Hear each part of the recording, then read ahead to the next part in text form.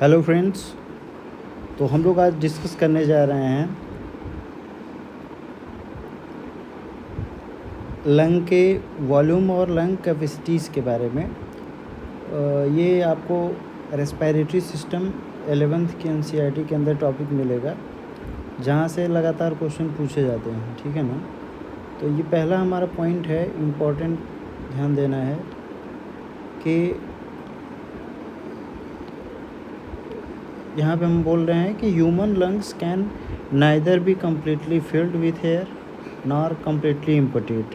मतलब है इसका कि जो इंसानी लंग्स होता है वो न तो पूरी तरीके से कह रहे हैं फिल्ड होता है, ठीक है ना, न तो वो पूरा भरेगा, न तो वो कभी पूरा खाली होगा, ठीक है ना। अब इसमें सबसे पहला जो वॉल्यूम है उसका नाम है residual volume. What is the meaning of residual, यहाँ पे फोकस करेंगे। It is the amount of air always present in lungs. तो ये ऑलवेज प्रेजेंट इन लंग्स जो पॉइंट दिया है वो बहुत ज़रूरी है, क्योंकि यहाँ पे कि ये वो अमाउंट है जो हमेशा प्रेजेंट होगा। That can not be removed, जिसे आप कह रहे हैं कि रिमूव नहीं कर सकते, ठीक है ना। एक्सपायरेटरी रिजर्व वॉल्यूम, इसका क्या मतलब है? It is the amount of air always present in lungs but can be removed forcibly. ये भी कह रहे हैं कि एयर का वो वॉल्यूम है, वो अमाउंट है जो कि लंग्स के अंदर हमेशा प्रेजेंट होता है, ठीक है ना, but can be remove forcibly. तो रेजिडुअल वॉल्यूम और एक्सपायरेटरी रिजर्व वॉल्यूम दोनों में अंतर किस चीज़ पे है कि रेजिडुअल वॉल्यूम को आप कह रहे हैं फोर्स लगा के इसे रिमूव नहीं कर सकते, ठीक है ना, जबकि एक्सपायरेटरी रिजर्व वॉल्यूम के अंदर जो एयर का अमाउंट होगा उसे कह रहे हैं फोर्सिबली क्या किया जा सकता है, रिमूव किया जा सकता है। ये इम्पॉर्टेंट बात है, ठीक है ना। टाइडल वॉल्यूम क्या है? It is the amount of air which is taken in and given out during normal breathing. कह रहे हैं कि नॉर्मली जब इंसान ब्रीथ कर रहा होता है तो वो जितना बिना एफर्ट के जितना कह रहे हैं एयर वो इनहेल करता है या जितना एयर वो एक्सहेल करता है, विदाउट एफर्ट, ध्यान रखना है, ठीक है ना। बिना किसी एफर्ट के कह रहे हैं जितना एयर वो लेता है या जितना एयर बाहर फेंकता है, उसी वॉल्यूम को नाम दिया जाता है टाइडल वॉल्यूम, ठीक है। चौथा नंबर पे है हमारा इंस्पायरेटरी रिजर्व वॉल्यूम। इसमें लिखा है it is the amount of air that can be filled in lungs forcibly above the tidal volume. मतलब टाइडल वॉल्यूम के अलावा कितना और कह रहे हैं कि एयर को फोर्स लगा के, ठीक है ना, लंग्स के अंदर फिल किया जा सकता है। ये होगा हमारा, ठीक है, इंस्पायरेटरी रिजर्व वॉल्यूम। अब यहाँ पे तो आपसे पूछा जाएगा what do you mean by lung capacities, तो बोलना है 2 और मोर लंग वॉल्यूम, मतलब 2 या 2 से अधिक लंग्स के वॉल्यूम्स को मिला के कह रहे हैं कि जो पैरामीटर आएगा उसको हम क्या बोलेंगे, लंग कैपेसिटी। तो इसमें पहला पूछा जाएगा आपसे vital, what do you mean by vital capacity. It is the maximum amount of air that can be taken in and given out with full efforts. मतलब कह रहे हैं कि ये एयर का वो मैक्सिमम अमाउंट है दैट कैन बी टेकन इन, जिसे कह रहे हैं कि आप फोर्सिबली कह रहे हैं कि लंग्स के अंदर क्या कर सकते हैं, इंस्पायर कर सकते हैं, या जिसे फोर्स लगा के आप क्या कर सकते हैं, बाहर फेंक सकते हैं। That amount of air is known as vital capacity. अब लास्ट में आता है total lung capacity. It is the maximum amount of air that can be taken in और can be filled in the lungs with full effort. पूरा जोर लगा के आप कितना हवा भर सकते हैं लंग के अंदर, वही वॉल्यूम क्या होता है, टोटल लंग कैपेसिटी। तो अब ये तो अंग्रेजी हो गई।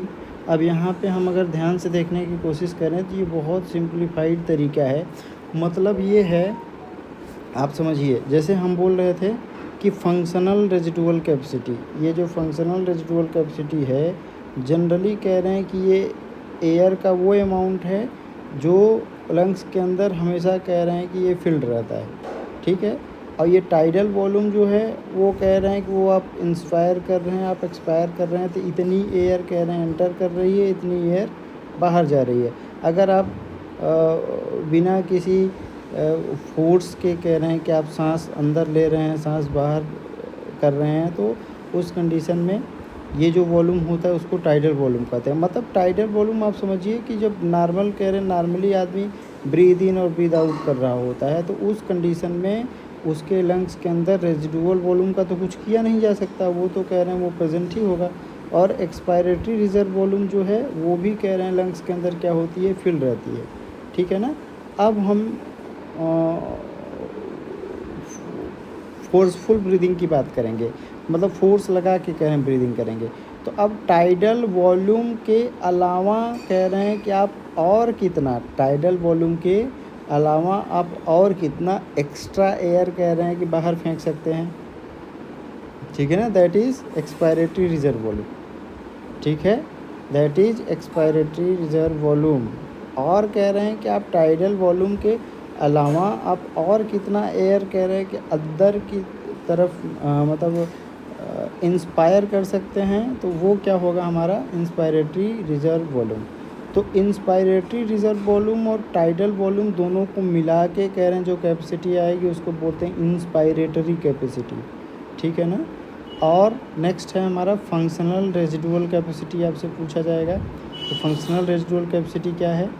फंक्शनल रेजिडुअल कैपेसिटी के अंदर कह रहे हैं कि एक्सपायरेटरी रिजर्व वॉल्यूम और रिजर्व वॉल्यूम दोनों का जोड़ जो होता है वो क्या होता है, फंक्शनल रेजिडुअल कैपेसिटी, ठीक है ना। अब वाइटल कैपेसिटी के बारे में पूछा जाएगा, तो ऐसे भी हम बोल सकते हैं कि आप sir inspiratory reserve volume, tidal volume और एक्सपायरेटरी रिजर्व वॉल्यूम तीनों को जोड़ दीजिए, ठीक है।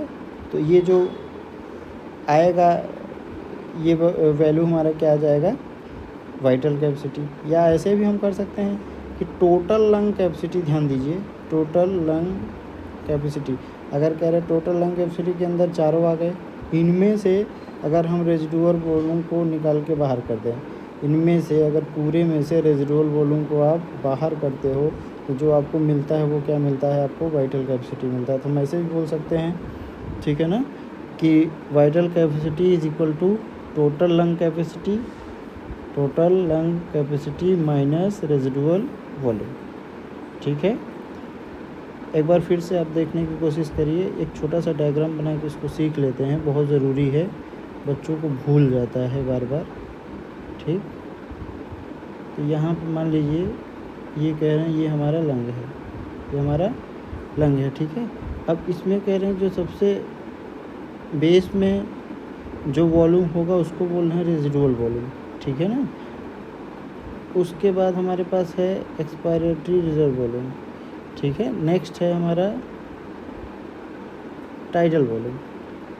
अब टाइडल मतलब नॉर्मली कह रहे हैं कि इंसान जब सांस ले रहा है छोड़ रहा है, ले रहा है छोड़ रहा है, ठीक है ना, तो उसके पास इतना तो पहले से प्रेजेंट है, और ये वो अमाउंट है जो इन और आउट में पार्टिसिपेट कर रहा है, इन आउट, ठीक है। अब ये टाइडल वॉल्यूम के अलावा आप और कितना एयर कह रहे हैं कि फोर्सिबल इंस्पायरेशन में ले सकते हैं, तो वो वॉल्यूम हो गया हमारा इंस्पायरेटरी रिजर्व वॉल्यूम, ठीक है। आप फिर कह रहे हैं टाइडल वॉल्यूम के अलावा आपने सांस नॉर्मली कह रहे हैं कि आपने एक्सपायर किया, अब नॉर्मल एक्सपायरेशन के बाद और फोर्सफुल एक्सपायर करके आप कौन सी वॉल्यूम को कह रहे हैं बाहर फेंक सकते हैं, वो वॉल्यूम कौन सी होगी, एक्सपायरेटरी रिजर्व वॉल्यूम, ठीक है, बोलो। और रिजर्व वॉल्यूम के बारे में क्या ज़रूरी बात है कि रिजर्व वॉल्यूम जो है या जो रेजिडुअल वॉल्यूम जिसको बोल रहे हैं, रेजिडुअल वॉल्यूम का आप कुछ नहीं कर सकते, आप कितनी भी ताकत लगा लीजिए, रेजिडुअल वॉल्यूम कह रहे हैं कि आपके लंग्स के अंदर प्रेजेंट रहेगा ही रहेगा, ठीक है ना। अब अगर इनकी वैल्यूज़ की बात करें हम, तो टाइडल वॉल्यूम की वैल्यू जो है वो 500 मिलीलीटर, इंस्पायरेटरी रिजर्व वॉल्यूम जो है वो 3000, और तुम्हारा एक्सपायरेटरी रिजर्व वॉल्यूम जो है वो 1100, और रेजिडुअल वॉल्यूम जो है वो 1200, ठीक है ना। तो ये बात ध्यान में रखना है। और तो यहाँ से डिफरेंट कॉम्बिनेशन बना के बहुत बार क्वेश्चन पूछे जाते हैं। तो आपको ध्यान में क्या रखना है कि कौन सी ऐसी वॉल्यूम है जिसे कह रहे हैं कि आप ताकत लगा के, फोर्स लगा के कह रहे हैं कि फिर भी आप उसे बाहर नहीं कर सकते, तो वो कह रहे हैं वो क्या होगा, हमारा रेजिडुअल वॉल्यूम। ठीक है ना।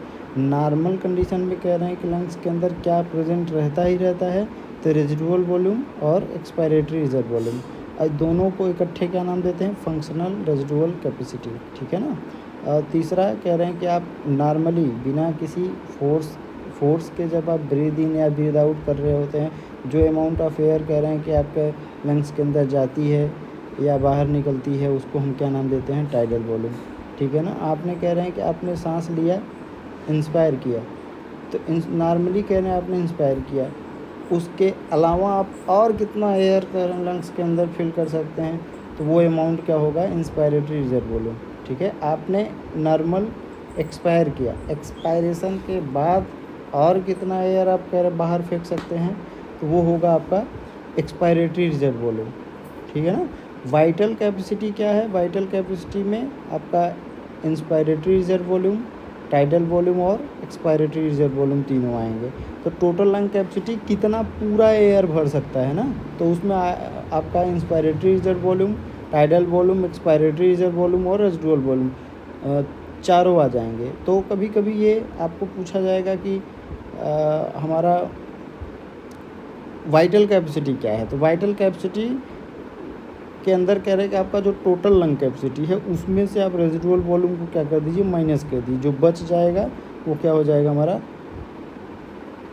वो हो जाएगा हमारा वाइटल कैपेसिटी। अब यहाँ पे कुछ ये कैलकुलेशन इम्पॉर्टेंट है, आप एनसीईआरटी पढ़ेंगे तो उसके अंदर उन्होंने पैराग्राफ के अंदर डायरेक्ट चीज़ों को लिख रखा है, तो उसको थोड़ा सा बेटर अंडरस्टैंडिंग के लिए इसका जानना थोड़ा सा हमें लगता है ज़रूरी है, तो आप उसको ध्यान देंगे।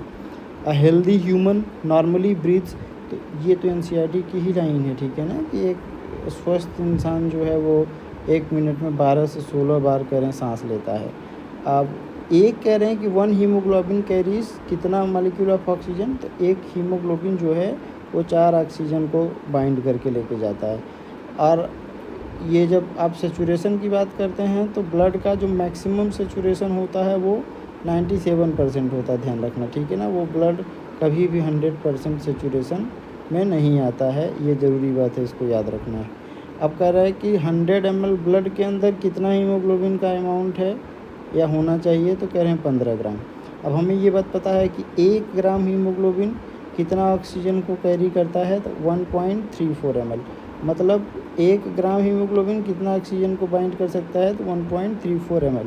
अब कह रहे 1 ग्राम अगर 1.34 ml ऑक्सीजन को बाइंड कर सकता है, तो 15 ग्राम हीमोग्लोबिन कितने को ले जाएगा, तो 15 मतलब एक से 1.34, तो 15 से इनका जो गुणा होगा ये लगभग वैल्यू आती है कितना, 20 ml। अब कह रहे हैं कि अगर 100% सेचुरेशन होता, ठीक है, अगर 100% सेचुरेशन होता, तो हम क्या बोल रहे हैं कि 100% सेचुरेशन पे 20 ml ऑक्सीजन हीमोग्लोबिन के साथ जाता, तो 1% के करस्पॉन्डिंग वैल्यू कितनी हो जाएगी, 1% के करस्पॉन्डिंग वैल्यू हो जाएगी 20/100। हमें पता है कि मैक्सिमम सेचुरेशन कितना होना है, 97%। 100% सेचुरेशन तो होता ही नहीं है। ठीक है ना। तो ये वैल्यू हमारी कितनी आ जाएगी, लगभग 19.4, इसे सॉल्व करेंगे, ये वैल्यू आएगी 19.4 ml। अब कह रहा है कि मैक्सिमम सेचुरेशन ऑफ जो आर्टेरियल ब्लड है उसका सेचुरेशन कितना होता है, 97%, and that of venous blood is 72%। तो आर्टेरियल ब्लड 97% सेचुरेशन दिखाता है, जबकि वीनस ब्लड 72% सेचुरेशन दिखाता है। अब 97% के करस्पॉन्डिंग हमने ये वैल्यू निकाल रखी 19.4 ml, तो 1% के करस्पॉन्डिंग कितनी वैल्यू हो जाएगी, 19.4/97, तो 72% के करस्पॉन्डिंग ये वैल्यू आ जाएगी 14.4 ml। ठीक है। तो अब यहाँ से ये बात हम क्लियर कट समझ सकते हैं कि ऑक्सीजन ट्रांसपोर्ट कितना हुआ, 97% के करस्पॉन्डिंग हमने ये वैल्यू निकाल रखी थी। ठीक है ना। तो ये 19.4 ml ऑक्सीजन कह रहे हैं कि ट्रांसपोर्ट हुआ, उसमें से रिटर्न मतलब वीनस ब्लड में जो बच गया वो तो बाहर जाएगा। ठीक ठीक है। उसमें से कह रहे हैं रिटर्न कितना हुआ 14.4 ml, तो 19.4 चला और उसमें से 19.4 चला, उसमें से 14.4 कह रहे हैं कि रिटर्न हो गया। तो मतलब रास्ते में कह रहे हैं एक्सचेंज में कितना पार्टिसिपेट किया, 5 ml। कितना, 5 ml। अब ये 5 ml जो है वो 20 ml का कितना परसेंट है, 1/4 ही तो है, ठीक है ना, 1/4 यानी 25%। तो यहाँ से ये 25% क्वेश्चन पूछा जा सकता है। ये वैल्यूज़ आपको थोड़ा सा ध्यान रखना है, बेसिक्स, ठीक है। तो यहाँ से कुछ भी क्वेश्चन थोड़ा सा अच्छा लेवल का क्वेश्चन आएगा तो उसको आप इजीली क्या कर सकते हैं, टैकल आउट कर सकते हैं। अब ये डायरेक्ट इन्होंने एनसीईआरटी में लिखा है ना कि इतना 100 ml ब्लड जो है वो लगभग 5 ml ऑक्सीजन को क्या करता है, ट्रांसपोर्ट करता है। तो वो 5 ml कैसे आया, कहाँ से आया, ये आप उसका कैलकुलेशन देख सकते हैं। बाकी मिलते हैं नेक्स्ट वीडियो में। Thank you so much.